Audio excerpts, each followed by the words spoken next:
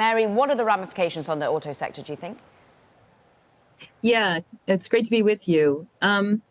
Well, first of all, when we're talking trade with Canada and Mexico, the first up has to be the auto sector. It's the most important export other than fuel from Canada that comes from our two USMCA partners.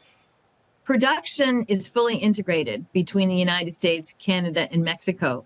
Cars go back and forth. By some accounts, certain vehicles can go back and forth across the border 7 or more times before they're sent to an auto dealer. So this would be extremely disruptive. We would imagine that auto companies would be lining up to tell the new administration how harmful this would be, not only to the two countries involved in this, Canada and Mexico, but to the United States and to the plants that are in the United States waiting for those parts. So undoubtedly, it would lead to disruptions of U.S. production.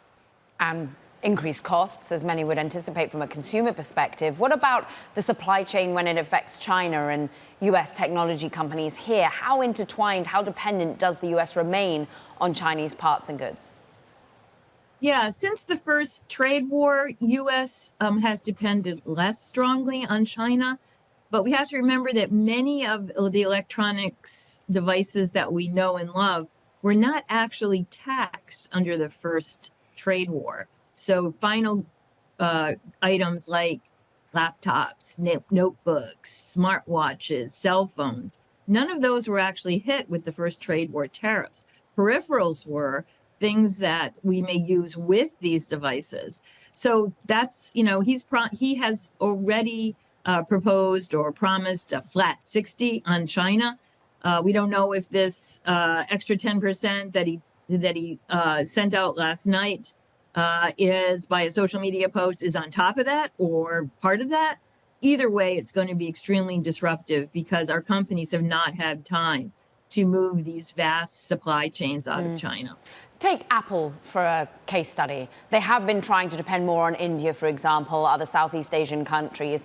And we've seen Tim Cook just in China over the weekend trying to ensure that relationships remain strong with the government there. But also, many understand that Tim Cook has a decent relationship with the incoming administration. Do you think CEOs are anticipating carve-outs? Do you think CEOs are able to manage this without passing it on to a consumer? I think they understand how disruptive this would be, and that if we know that there are constitutional limits on what the president can do. He's shown a penchant for trying to blow past a lot of the limits that people have tried to place on him. But he can't revoke the law of economics, and there's economics limits to what he can do, or at least economic constraints that are going to cause him a lot of trouble, not only in individual sectors, but on the macro front. Inflation will kick up again, for example, something which voters have shown that they dislike intensely. So I think it would be wise that C-suites are anticipating that this will be either set up with carve-outs or it will be rolled back in terms of the absolute tax amount that he is going to levy. So I think we have a long way to go before this social media quote becomes new taxes on U.S. trade. How effective in the first iteration were tariffs on changing the flow of goods out of China and the U.S., reducing perhaps dependence or indeed the overall trade excess or lack thereof? I think we saw the value of trade drop by about 30% between, U.S. and China. Remember, China also retaliated against the U.S. We would certainly expect to see some retaliation again, not just from China, but also from our other partners. So it had a significant effect on trade flows.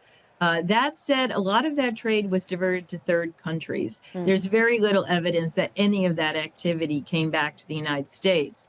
Some of it flowed to Vietnam, some of it flowed to other parts of East and Southeast Asia, and of course, some of it went into Mexico, which is why we've seen our trade, particularly in electronics and electrical devices, increase with Mexico.